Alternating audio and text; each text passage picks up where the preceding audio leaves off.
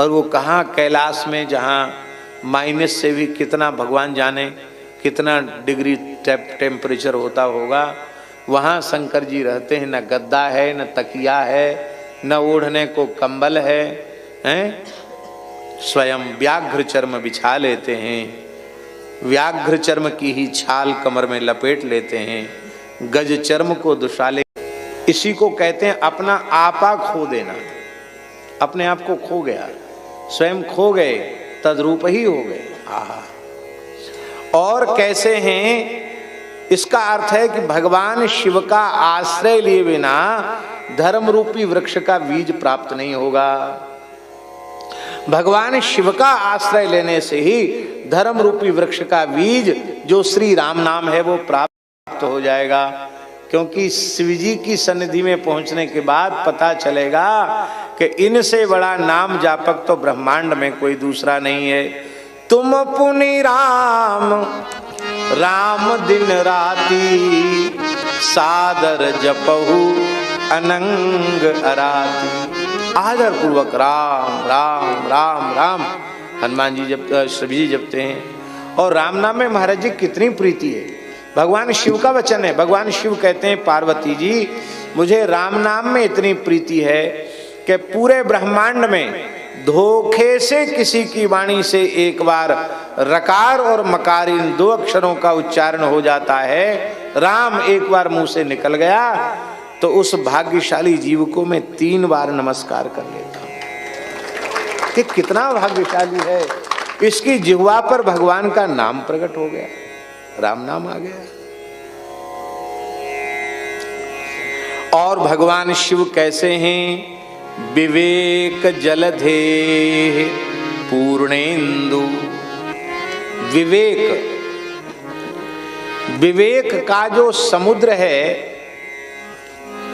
उस समुद्र को तरंगायित करने के लिए, उसमें एक विशिष्ट ज्वार लाने के लिए भगवान शिव चंद्रमा के समान है। समुद्र के तट पर रहने वाले लोग जानते हैं, ज्वार भाटा तो नित्य ही समुद्र में आता है, किंतु पूर्णिमा के दिन समुद्र विशेष ज्वार पर रहता है। श्री गीत गोविंद महाकाव्य में श्री जयदेव महाप्रभु जी ने बहुत सुंदर बात कही। राधा बदन बिलोकन विकसित, श्री राधा वदन बिलोकन विकसित, विविध विकार विभंगम, जल निधि मिव विधुमंडल दर्शन, तरलित तुंग तरंगम। वहां जयदेव महाप्रभु कह रहे हैं कि श्री कृष्ण का जो हृदय है वो प्रेम का समुद्र है, और श्री राधा रानी का जो मुख चंद्र है वो पूर्ण शरद चंद्र है।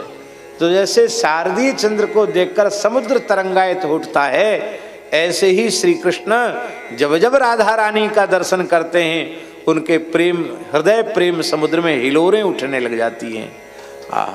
इसका आशय ये है कि जब साधक ध्यान में भगवान शिव का दर्शन करता है तो उसका जो विवेक वैराग्य रूपी समुद्र है वो तरंगायित होने लग जाता है। तरंगायित होने का आशय क्या है? तरंगायित होने का आशय ये है कि परम वैराग्य का प्रतीक है भगवान शिव।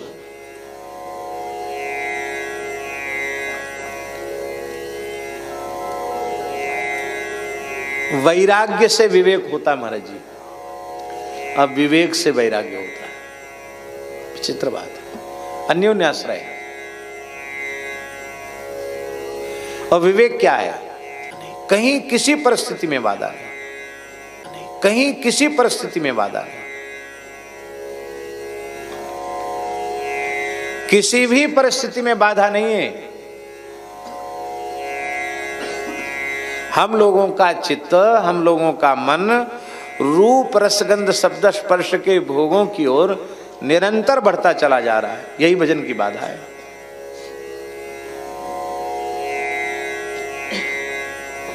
भगवान शंकर का तीव्रतम वैराग्य देखो, है विवेक जलधेह पूर्णेंदु, विवेक रूपी समुद्र को तरंगायित करने में पूर्ण चंद्रमा है भगवान शिव।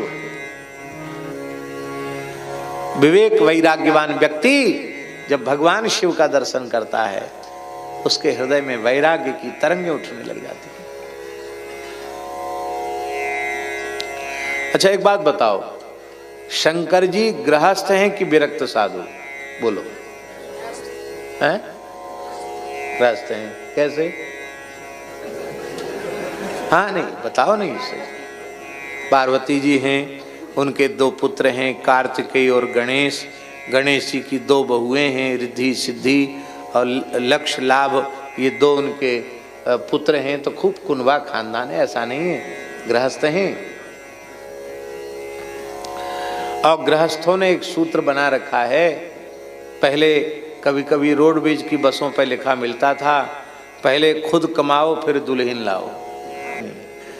गांव देहात में भी पूछते हैं, लड़का अपने पैर पे खड़ा है कि नहीं, तब तो ब्याह किया जाए। पैर पे खड़ा का मतलब वो पराश्रित तो नहीं है, वो स्वाश्रित है कि नहीं।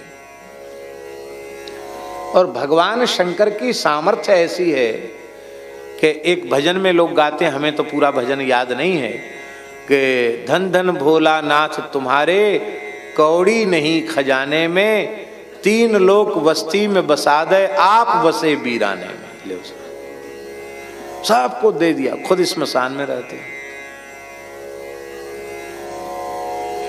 रिक्शा तांगा चलाने वाला आदमी भी कम से कम 5-7 साल में 2-4-10 गज जगह खरीद कर एक झोपड़ी तो डाल लेता है।